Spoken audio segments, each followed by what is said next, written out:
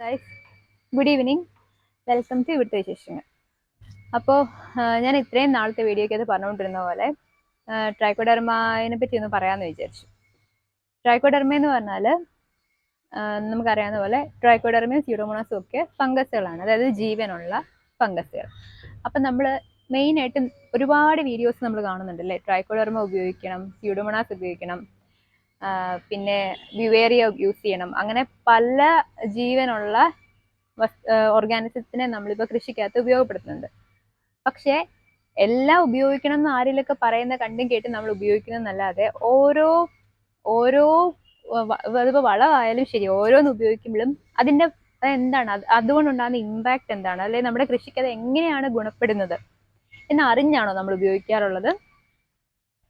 അങ്ങനെ അതുകൊണ്ടാണ് ഞാൻ വിചാരിച്ചത് ട്രൈക്കോഡെർമ എന്നല്ല, എന്ത് ഉപയോഗിക്കണം നമ്മൾ അറിഞ്ഞുപയോഗിക്കണം. അപ്പം ഞാനിപ്പോൾ ഈ വീഡിയോയിൽ ട്രൈക്കോഡെർമയെ പറ്റി, ചെറുതായിട്ട് സ്യൂഡോമോണാസിനെ പറ്റിയും ഏറ്റവും എഫക്റ്റീവായിട്ട്, അതായത് ഏറ്റവും 100% നമുക്ക് എങ്ങനെ അത് ഏറ്റവും ഫലപ്രദമായിട്ട് ഉപയോഗിക്കാം എന്നുള്ളതാണ് ഈ വീഡിയോയുടെ കൺസെപ്റ്റ് കേട്ടോ. അപ്പം നമ്മൾ പറഞ്ഞ പോലെ ട്രൈക്കോഡെർമ ഫംഗസ് ഒക്കെ തന്നെയാണ്. ഇനി എങ്ങനെയാണ് ട്രൈക്കോഡെർമ വർക്ക് ചെയ്യുന്നത്? ട്രൈക്കോഡെർമ എന്ന് പറയുന്നത് നമ്മൾ അത് മണ്ണിലേക്ക് അല്ലെങ്കിൽ നമ്മളുടെ ഓർഗാനിക് മാനുവറിലേക്ക് അത് മിക്സ് ചെയ്യുമ്പോഴത്തേക്കും സംഭവിക്കുന്നത്, ഈ ഓർഗാനിക് മാനുവറിനെ അത് ബ്രേക്ക് ഡൗൺ ചെയ്യും. അതായത് നമ്മളുടെ ചെടികൾക്ക് വേണ്ടത് പൊട്ടാസ്യവും സിങ്കും അയണും അതുപോലെയുള്ള കുഞ്ഞു കുഞ്ഞു കണികകളായിരിക്കും, ന്യൂട്രിയൻസും അങ്ങനത്തെ മിനറൽസും ഒക്കെയാണ് നമ്മളുടെ ചെടികൾക്ക് വേണ്ടത്. അപ്പം നമ്മൾ കൊടുക്കുന്ന ട്രൈക്കോഡെർമയിൽ ഈ പറയുന്ന മിനറൽസ് ഒന്നുമില്ല.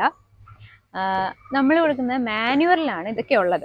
ട്രൈക്കോഡെർമ എന്താ ചെയ്യുന്നതെന്ന് വെച്ചാൽ പല പ്രോപ്പർട്ടിയാണ്. ഫസ്റ്റ് പ്രോപ്പർട്ടി നമുക്ക് റെസിസ്റ്റൻസ് എങ്ങനെയാണ്, പ്ലാന്റിന് എങ്ങനെയാണ് ഇത് രോഗപ്രതിരോധ ശേഷി കൂട്ടുന്നതെന്ന് വെച്ചാൽ, നമ്മുടെ മണ്ണിനടിയിൽ ഒരുപാട് പാത്തജൻസ് ഉണ്ട്, അതായത് രോഗങ്ങൾ ഉണ്ടാക്കുന്ന കീടാണുക്കളുണ്ട്. ഈ കീടാണുക്കളെ വളരാൻ അനുവദിക്കാതിരിക്കുകയും ട്രൈക്കോഡെർമ ഒരുപാട് വളർന്ന് പന്തലിക്കുകയും അപ്പോൾ ഈ കീടാണുക്കൾക്ക് ഓക്സിജൻ കിട്ടാതെ വരികയും അങ്ങനെ അവ നശിച്ചു പോവുകയാണ് ചെയ്യുന്നത്. അതാണ് ഒന്നാമത്തെ കാര്യം ട്രൈക്കോഡെർമ ചെയ്യുന്നത്. അപ്പം നമ്മുടെ ചെടി കൂടുതൽ നന്നായിട്ട് വളരും.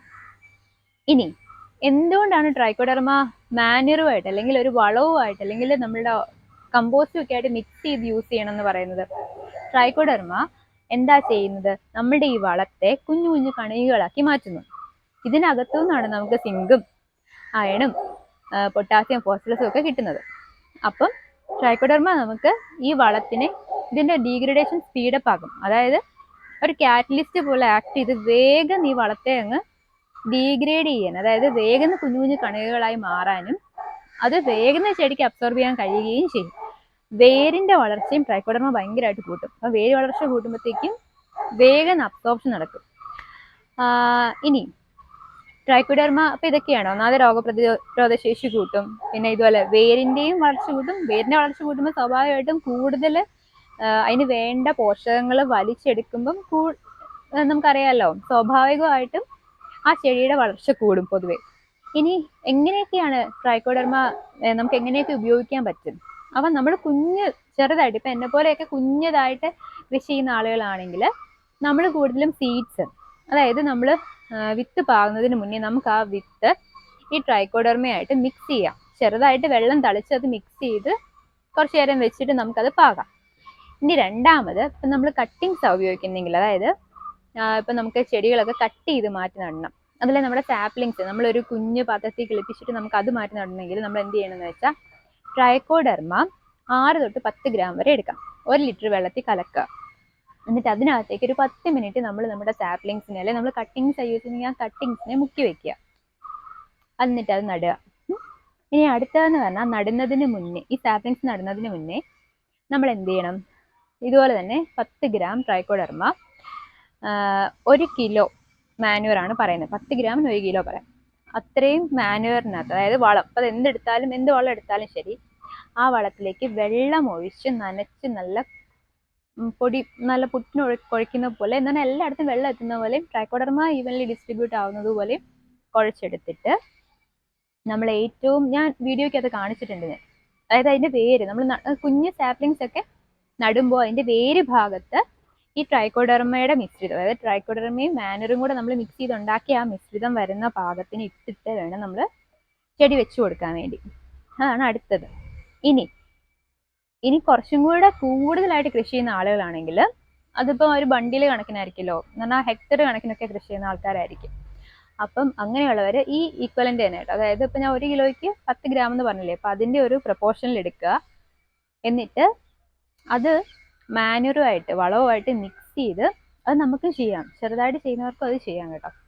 അതായത് 1 കിലോയ്ക്ക് 10 ഗ്രാം എന്ന് പറഞ്ഞ പ്രപ്പോർഷനിൽ നമ്മൾ എത്ര വളം എടുക്കുന്നോ അല്ലെ എത്ര കമ്പോസ്റ്റ് എടുക്കുന്നോ അതിൻ്റെ ഈക്വൽ പ്രപ്പോർഷനിൽ എടുത്തിട്ട് മിക്സ് ചെയ്ത് 7 ദിവസം അതിന് നനവ് കൊടുത്ത് അത് മൂടി വെക്കുക. ഈ ചണച്ചാക്കോ അങ്ങനെ എന്തെങ്കിലും നല്ലപോലെ വെയിലടിക്കാത്ത പാകത്തിന് മൂടി വെക്കുക. എന്നിട്ട് 2-3 ദിവസം കൂടുമ്പം അത് മറിച്ചും തിരിച്ചു ഇട്ട് കൊടുക്കുക. ആ നനവില്ലെങ്കിൽ ചെറുതായിട്ട് നനച്ചു കൊടുത്തിട്ട് വീണ്ടും മൂടി വെക്കുക. അങ്ങനെ 7 ദിവസം കഴിഞ്ഞ് എടുത്തു കഴിഞ്ഞാൽ അതായിരിക്കും ഏറ്റവും ബെസ്റ്റ് നമുക്ക് ഉപയോഗിക്കാൻ പറ്റുന്ന ട്രൈക്കോഡെർമയുടെ ഫോം. നമുക്ക് കൂടുതൽ വളർച്ച കിട്ടുന്ന ആ ഒരു ഇതിലായിരിക്കും.